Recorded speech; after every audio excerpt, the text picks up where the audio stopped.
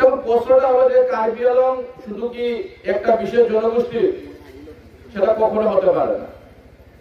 যেভাবে আসাম শুধু অসমিয়ার নয়, বড়োল্যান্ড শুধু বড়োদের নয়, কার্বি আংলং শুধু কার্বিদেরও নয়।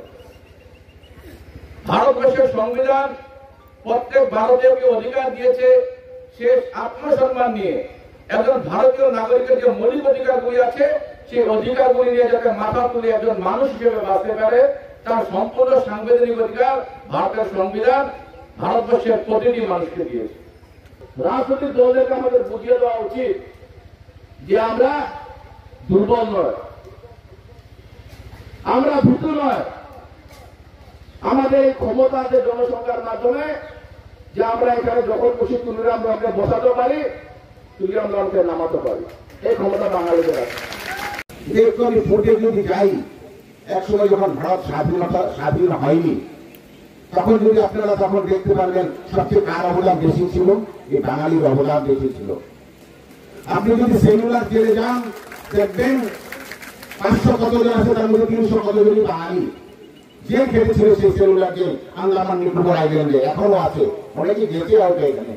চিত্তটা আজকে আসেনি, চিত্তপাল উনি গিয়ে সেখানে ফটো একবার পর আমি আর যাওয়ার সৌভাগ্য হয়নি, সেখানে বন্দী ছিল বেশিরভাগ বাঙালি। কিন্তু আজকে সেই বাঙালি আজকে আমরা অনেক নিচুতে নেমে গেছি, অনেক কঠিন পরিস্থিতির মধ্যে আমাদের যাত্রা করতে হচ্ছে। কেন হচ্ছে? তাহলে আমাদের রাজনৈতিক অধিকার আমরা পাবো না? আমি কি ভুল বলেছি আপনারা বলুন তো?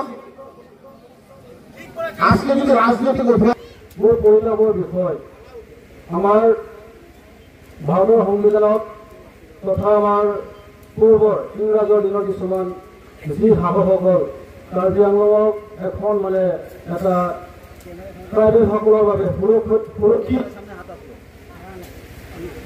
জিলা হিচাপে ইয়াত কিছুমান অধিকাৰ দি গ'ল। কিন্তু আমি নন ট্ৰাইবেলবিলাকে যিখিনি এতিয়া অসুবিধাবিলাক ভোগ কৰি আছো, সেইটো সময়ত আমাৰ যি